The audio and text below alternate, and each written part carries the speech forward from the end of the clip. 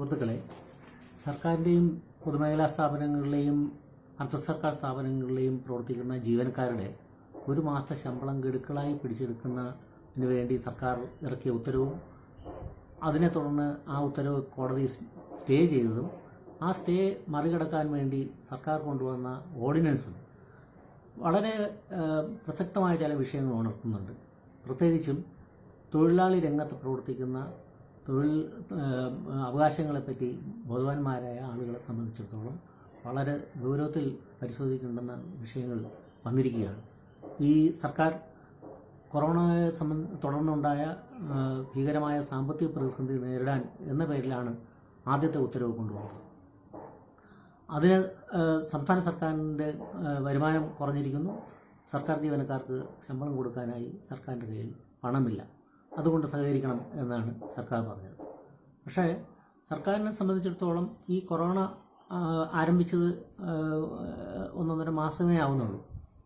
ഓരോ മാസവും വരുന്ന വരവെടുത്ത് ചെലവാക്കേണ്ടുന്ന ഒരു അതിഗുരുതരമായ ഒരു സാമ്പത്തിക സ്ഥിതിയിലേക്ക് എങ്ങനെയാണ് എത്തിയത്? ഒരു കൊറോണ അവതരിക്കുന്നതിന് മുമ്പ് തന്നെ ഈ സാമ്പത്തിക പ്രതിസന്ധി പ്രത്യക്ഷപ്പെട്ടതായിട്ട് നമുക്കറിയാം. ട്രഷറി പൂട്ടുന്ന ഒരവസ്ഥയിലേക്ക് കാര്യങ്ങൾ വന്നു. കടമെടുത്താലേ ഓരോ ചെലവുകൾ മുമ്പോട്ട് പോകാൻ പറ്റൂ എന്നുള്ളൊരവസ്ഥ വന്നു. ഈ ഗുരുതരമായ പ്രതിസന്ധി കേരള സമൂഹത്തിൽ, കേരളത്തിൻ്റെ സാമ്പത്തിക രംഗത്ത് എങ്ങനെയാണ് എത്തിയത്? ഇത് വളരെ പ്രധാനമായിട്ട് പരിശോധിക്കേണ്ട ഒരു സംഗതിയാണ്. സാധാരണഗതിയിൽ സർക്കാരുകൾ മാറി മാറി വരുന്ന സർക്കാരുകൾ തൽക്കാലം കാര്യങ്ങൾ മുമ്പോട്ട് കൊണ്ടുപോകുക എന്നതിനപ്പുറം സ്ഥായിയായ സാമ്പത്തിക പ്രതിസന്ധികൾ പരിഹരിക്കാനുള്ള യാതൊരു നടപടികളും സ്വീകരിക്കാറില്ല. എന്തുകൊണ്ടാണ് നമ്മുടെ സാമ്പത്തിക രംഗം ഇത്രയും ഗുരുതരമായ പ്രതിസന്ധിയിലേക്ക് പതിച്ചത്? 3 കാര്യങ്ങൾ. നമ്മുടെ സംസ്ഥാന സർക്കാർ അവരുടെ വരുമാന മാർഗം ആയിട്ട് അതിന് ആധാരമായി പ്രധാനമായി ആശ്രയിക്കുന്നത് വളരെ അധാർമികമായ 3 കാര്യങ്ങളിലാണ്. 1, മദ്യത്തിൽ നിന്നുള്ള വരുമാനം. 2, കടമെടുത്തുള്ള വരുമാനം. 3, ചൂതാട്ടം ആയി കണക്കാക്കാവുന്ന ലോട്ടറിയിൽ നിന്നുള്ള വരുമാനം. അതുകൂടാതെ തന്നെ മറ്റൊരു വരുമാനം പെട്രോളിയം ഉൽപ്പന്നങ്ങളുടെ പുറത്ത് ചുമത്തുന്ന അതിഭീമമായ നികുതി. ഈ 3-4 ഇനം വരുമാനങ്ങൾ വഴിയാണ് കേരളത്തിൻ്റെ സാമ്പത്തിക രംഗം മുമ്പോട്ട് പോകുന്നത് എന്നാണ് നമുക്ക് മനസ്സിലാക്കാൻ കഴിയുന്നത്. വാറ്റ് നടപ്പിലാക്കിയത് വഴി നമ്മുടെ ചെറുകിട ഉൽപ്പാദനവും വ്യാപാരത്തിനെയും കാര്യമായി ബാധിച്ചു. അതിനെ തുടർന്ന് നോട്ട് നിരോധനം വന്നു. നമ്മുടെ സമ്പദ്ഘടനയുടെ നടുവൊടിച്ചു. അതിനുശേഷം GST വന്നു. ഈ 3 ഘടകങ്ങളും, വാറ്റ്, തുടർന്ന് GST, നോട്ട് നിരോധനം, ഇത് 3 ഘടകങ്ങൾക്കും നമ്മുടെ മാറി മാറി വരുന്ന സർക്കാരുകളും മുന്നണികളും പിന്തുണ കൊടുത്തതാണ്. അത് NDA എന്നോ LDF എന്നോ UDF എന്നോ വ്യത്യാസമില്ല. ഇതെല്ലാം അവതരിപ്പിച്ചപ്പോഴേക്കും നമ്മുടെ സംസ്ഥാനത്തെ അല്ലെങ്കിൽ കേന്ദ്രത്തിൻ്റെ ആയിക്കോട്ടെ സാമ്പത്തിക പ്രതിസന്ധികളുടെ എല്ലാം പരിഹാരം എന്നുള്ള നിലയിലാണ് അവതരിപ്പിച്ചത്. പക്ഷേ യഥാർത്ഥത്തിൽ സംഭവിച്ചതെന്താണ്? വാറ്റ് വന്നതോടെ തന്നെ ചെറുകിട വ്യാപാര മേഖല തകർന്നു. നോട്ട് നിരോധനം വന്നപ്പോൾ ചെറുകിട ഉൽപ്പാദന മേഖല അമ്പേ തകർന്നു. GST വന്നതോടെ സംസ്ഥാന സർക്കാരിൻ്റെ എല്ലാ തരത്തിലുള്ള നികുതി വരുമാനങ്ങളും കുറഞ്ഞിരിക്കുന്നതായി ഇന്ന് വളരെ വളരെ വ്യക്തമായിരിക്കുന്നു. GST വൻതോതിൽ നികുതി നിരക്ക് കൂട്ടി സാധാരണ ഉപഭോക്താവിൻ്റെ ചെലവ് വർദ്ധിപ്പിച്ചു. പക്ഷേ മൊത്തം സമൂഹത്തിന് അതിൻ്റെ ഉൽപ്പാദന രംഗവും അതിൻ്റെ വിനിമയ രംഗവും താഴോട്ട് പോയത് കാരണം നികുതി വരുമാനം, മൊത്തത്തിലുള്ള വരുമാനം കുറഞ്ഞു. പെട്രോളിയം ഉൽപ്പന്നങ്ങളുടെ വില വർദ്ധിപ്പിച്ചെങ്കിലും മൊത്തം വരുമാനം കുറഞ്ഞു. ഈ തരത്തിൽ വരുമാനം കുറയുമ്പോഴേക്കും കേന്ദ്ര വിഹിതമായി വരേണ്ടുന്ന ആ വിഹിതം സംസ്ഥാന സർക്കാരാവട്ടെ യഥാകാലം വേണ്ടുന്ന രീതിയിൽ സമ്മർദ്ദം ചെലുത്തി വാങ്ങിയെടുക്കുന്നത്. ഇത് വിലാപങ്ങൾ വരാറുണ്ട്, പക്ഷേ വാങ്ങിയെടുക്കാറില്ല. അപ്പോൾ ഈ മദ്യം, ചൂതാട്ടം, പെട്രോൾ നികുതി, കടം, ഈ രീതിയിലാണ് മുമ്പോട്ട് പോകുന്നത്. കടത്തിൻ്റെ അവസ്ഥ ഞെട്ടിപ്പിക്കുന്ന അവസ്ഥയിലേക്കാണ് കാര്യങ്ങൾ പോകുന്നത്. 2,90,000 കോടി രൂപയാണ് സംസ്ഥാനത്തിൻ്റെ ഇന്നത്തെ കടം. ഓരോ വർഷവും ഏതാണ്ട് 40,000 കോടി രൂപ വെച്ച് കടം വർദ്ധിക്കും. ഈ 40,000 കോടിയിൽ 20,000 കോടിയും പലിശ കൊടുക്കാൻ വേണ്ടിയിട്ടുള്ളത്. വന്ന് കടമെടുക്കുന്നത് പലിശ കൊടുക്കാൻ കഴിയാത്ത ഒരു സാഹചര്യത്തിലേക്ക് കൊണ്ടെത്തും. പക്ഷേ സർക്കാരിനാവട്ടെ ഇതിൽ യാതൊരു മനപ്രയാസമില്ലെന്ന് മാത്രമല്ല, കടമെടുക്കുന്നത് ഒരു ഹരം എന്നുള്ള നിലയിലാണ് മുമ്പോട്ട് പോകുന്നത്. കടം കിട്ടാനുള്ള എല്ലാ മാർഗങ്ങളും അന്വേഷിച്ച് നടക്കുന്നു. ആഭ്യന്തര മാർഗം വിദേശത്തുനിന്ന് കടം കിട്ടുകയാണെങ്കിൽ അങ്ങനെ വായ്പാ പരിധി ഉയർത്താനായിട്ട് ആവശ്യപ്പെടുന്നു. ഇത് സമൂഹത്തിൻ്റെ ചുമലിലേക്ക് വരുന്ന കടബാധ്യതയും അതല്ലെങ്കിൽ അതിൻ്റെ പലിശ ബാധ്യതയും പറ്റി ഒരു ചിന്തയില്ലാതെ ചെലവാക്കിക്കൊണ്ട് ഈ കടം വാങ്ങുന്ന തുകയാവട്ടെ അത് ചെലവാക്കുന്നതിനെ പറ്റി ഒരു പരിശോധന നമ്മുടെ സംസ്ഥാനത്ത് ഈ ജനങ്ങളുടെ ക്ഷേമത്തിൽ താല്പര്യമുള്ള ആളുകൾ നടത്തേണ്ടതാണ്. കാരണം ഈ കടം കൊണ്ട എല്ലാ ചെലവുകളും അധാർമികമായ പല ചെലവുകളിലേക്കും പോയിട്ടുണ്ട്. അത് ലോകബാങ്കിൻ്റെയും ADBയുടെയും നയങ്ങൾ നടപ്പിലാക്കുന്നതുമായി ബന്ധപ്പെട്ട് അതുപോലെ തന്നെ വൻകിട പ്രോജക്റ്റുകളുടെ ചെലവിൻ്റെ കാര്യത്തിൽ ഇതെല്ലാം ഇത്തരത്തിൽ നടന്നിട്ടുണ്ട്. അപ്പോൾ സംസ്ഥാനത്തിന് ഈ കടം വാങ്ങിയ തുക കൊണ്ട് എന്താണ് നേട്ടമുണ്ടായത്? പലിശ കൊടുക്കുന്ന തുകയെങ്കിലും നമുക്ക് നേട്ടമായി വരുന്നുണ്ടോ? ഇത് പരിശോധിക്കപ്പെടേണ്ടതല്ലേ? 20,000 കോടി രൂപ ഒരു വർഷം പലിശ കൊടുക്കുമ്പോൾ മിനിമം 20,000 കോടി രൂപയുടെ നേട്ടം നമുക്കുണ്ടായിട്ടുണ്ടോ? ഈ തരത്തിൽ കടത്തിലെ അധിഷ്ഠിതമായ ഈ സമ്പദ്ഘടന കാരണം വർഷം തോറും വർദ്ധിച്ചു വരുന്ന പലിശ കൊടുക്കാൻ തന്നെ സർക്കാരിന് താങ്ങാൻ പറ്റാത്ത ഒരു വിധത്തിലേക്ക് പോവുകയാണ്. ഈ തരത്തിൽ യഥാർത്ഥത്തിൽ ഇങ്ങനെ ഉള്ള സാമ്പത്തിക പ്രതിസന്ധി വരുമ്പോൾ പക്ഷേ സർക്കാർ കാലാകാലങ്ങളിൽ പറയുന്നത് സർക്കാർ ജീവനക്കാർക്ക് ശമ്പളവും പെൻഷനും കൊടുത്തുകൊണ്ടാണ് ഈ സാമ്പത്തിക പ്രതിസന്ധി എന്നാണ്. വസ്തുത എന്താണ്?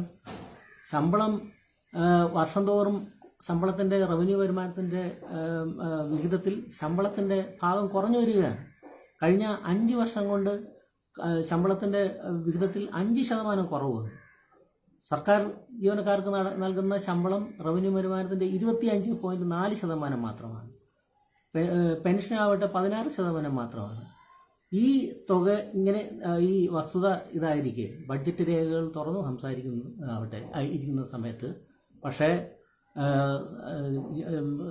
മന്ത്രിമാരടക്കം രാഷ്ട്രീയ നേതാക്കളടക്കം സംഘടനാ നേതാക്കന്മാരടക്കം സർക്കാർ ജീവനക്കാരോട് പൊതുവെ ഒരു ശത്രുതാ മനോഭാവവും വിരോധവും വെച്ച് പുലർത്തുന്ന സകലരും പറയുന്നത് ഈ സംസ്ഥാന സർക്കാർ ജീവനക്കാർക്ക് ശമ്പളം കൊടുക്കാൻ വേണ്ടിയിട്ട് സംസ്ഥാനത്തിൻ്റെ റവന്യൂവിൻ്റെ മുഴുവൻ ഭാഗം കൊടുക്കുമെന്ന് പറയും.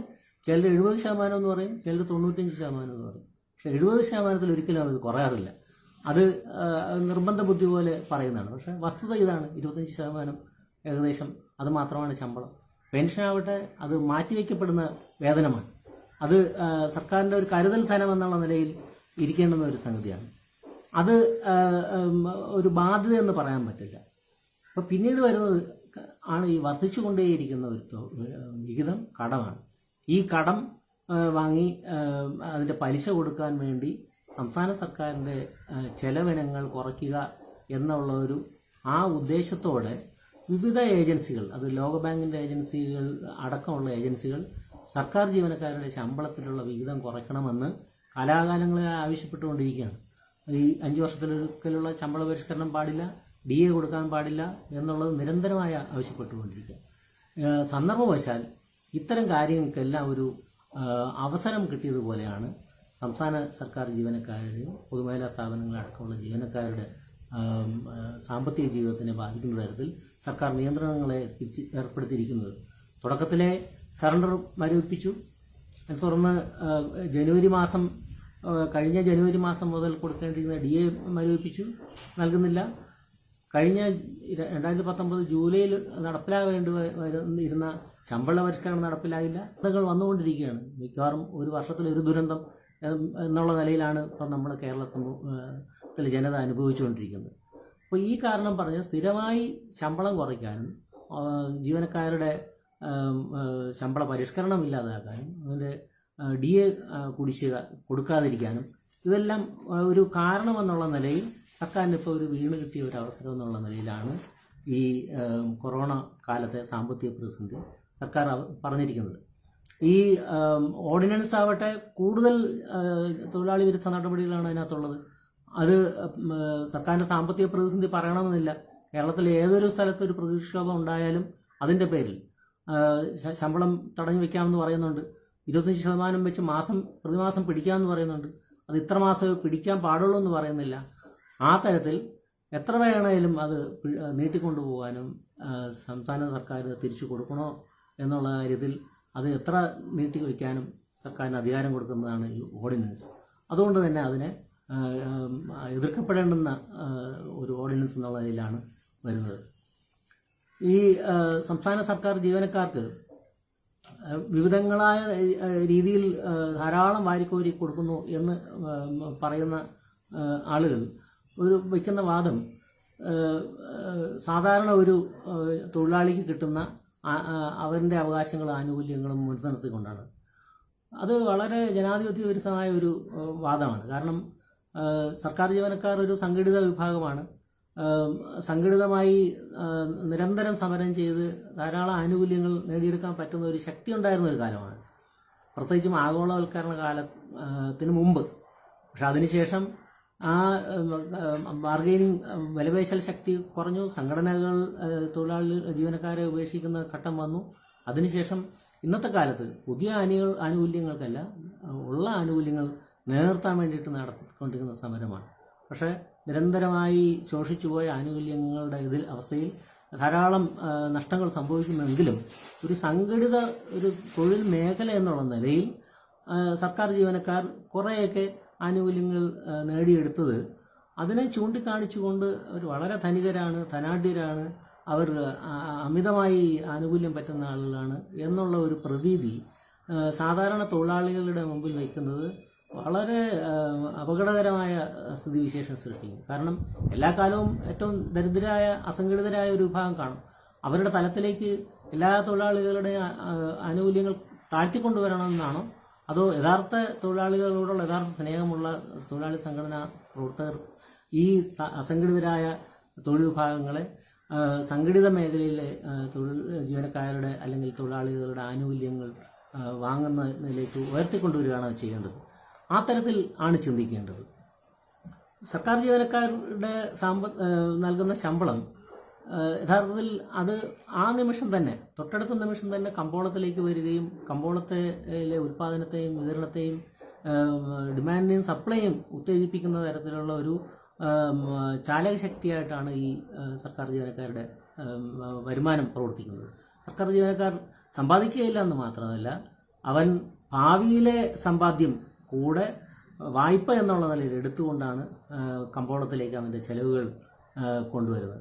അതുകൊണ്ട് തന്നെ നമ്മുടെ ആന്റണി സർക്കാരിൻ്റെ കാലത്ത് നടന്ന 2002 ജീവനക്കാരുടെ ഒരു മാസം നീണ്ടു നിന്ന സമരം, അത് ജീവനക്കാർക്ക് ശമ്പളം കിട്ടാതെ വന്നപ്പോഴേക്കും ആ കേരളത്തിലെ സമ്പദ് വ്യവസ്ഥ തന്നെ സ്തംഭിക്കുന്ന തരത്തിലേക്ക് മാറി വന്നത് നമ്മൾ കണ്ടതാണ്. ഒരു ഉദാഹരണമായി അത് എടുക്കാവുന്നതാണ്. അപ്പം സർക്കാർ ജീവനക്കാർക്ക് കൊടുക്കുന്ന പണം അത് കമ്പോളത്തിനെ ഉത്തേജിപ്പിക്കാൻ വേണ്ടിയിട്ടുള്ള ഒരു ഉപാധി എന്നുള്ള നിലയിൽ കൂടെ കാണേണ്ടതാണ്. സർക്കാർ ജീവനക്കാർ ഒരു ധനികരാണ്, ധനാഢ്യരാണെന്നുള്ള ആ പ്രയോഗം ശരിക്കും പറഞ്ഞാൽ ഒരു കുടുംബത്തിലൊരു സർക്കാർ ജീവനക്കാരനുള്ള യാതൊരാളും തന്നെ ഉന്നയിക്കുക. കാരണം ഒരു സർക്കാർ ജീവനക്കാരൻ്റെ വരുമാനം മിനിമം ഒരു 3-4 അംഗങ്ങൾക്ക് വേണ്ടിയുള്ള ജീവിതമാർഗമാണത്. ആ ജീവിതമാർഗം അതിൽ ഒരു ചെറിയ അളവ് പോലും കുറഞ്ഞു കഴിഞ്ഞാൽ അവൻ്റെ ജീവിതം താളം തെറ്റുന്ന അവസ്ഥയിലാണ്. കാരണം ആ വക്കിലാണ് അവരുടെ ജീവിതം നിലനിൽക്കുന്നത്. അപ്പോൾ ഈ തരത്തിൽ ജീവിക്കുന്ന, വായ്പകളിൽ ജീവിക്കുന്ന, റിട്ടയർ ചെയ്യുമ്പോഴേക്കും കടത്തിലോ അല്ലെങ്കിൽ ചെറിയ നിസ്സാരമായ ഒരു വരുമാനത്തിലൂടെ ജീവിക്കേണ്ടി വരുന്ന ഒരു അവസ്ഥയിലേക്ക് തള്ളപ്പെടുന്ന സർക്കാർ ജീവനക്കാരനെ ഒരു പ്രതിസ്ഥാനത്ത് നിർത്തിക്കൊണ്ട് മറ്റുള്ള സർക്കാർ ജീവനക്കാരുടെ ആനുകൂല്യങ്ങൾ കവരുക എന്നുള്ളത് മാത്രമല്ല, ഇത് ഈ നിലവാരം വെച്ചുകൊണ്ട് മറ്റു മേഖലയിലെ എല്ലാ മേഖലയിലെയും തൊഴിലാളികളുടെ ആനുകൂല്യങ്ങളും ശമ്പളവും അവൻ്റെ ബാക്കി ജീവിതവും എല്ലാം താഴോട്ട് കൊണ്ടുവരാനുള്ള പരിശ്രമമാണ് നടത്തുന്നത്. ഇന്ന് ലോകത്ത് മുതലാളി വർഗം നടത്തിക്കൊണ്ടിരിക്കുന്ന പരിശ്രമം എല്ലാ മേഖലകളിലും ലോക മുതലാളിത്തത്തിൻ്റെ സാമ്പത്തിക പ്രതിസന്ധി, അതിഭീമമായ സാമ്പത്തിക പ്രതിസന്ധി, അത് തൊഴിലാളികളുടെ തലയിലേക്ക് കെട്ടിവെക്കാൻ വേണ്ടിയിട്ടുള്ള വലിയ പരിശ്രമങ്ങളാണ് നടത്തി വരുന്നത്. അതിലേറ്റവും ഉചിതമായ സമയമായി അവർ തിരഞ്ഞെടുക്കുന്നത് ഈ തരത്തിലുള്ള ദുരന്തങ്ങളും പ്രകൃതിക്ഷോഭങ്ങളും യുദ്ധങ്ങൾ വരെ അവർ മുതലാളി വർഗം തൊഴിലാളികൾക്കെതിരെയുള്ള ആക്രമണത്തിന് വേണ്ടിയുള്ള അവസരമായി ഉപയോഗിക്കും. കാരണം ആ സമയം തൊഴിലാളികൾക്ക് സംഘടിതമായി പ്രതിഷേധിക്കാനാവാത്ത തരത്തിലുള്ള ഒരു കാലമാണ്. അത് അവർ ശരിയായി വിനിയോഗിക്കുന്നു.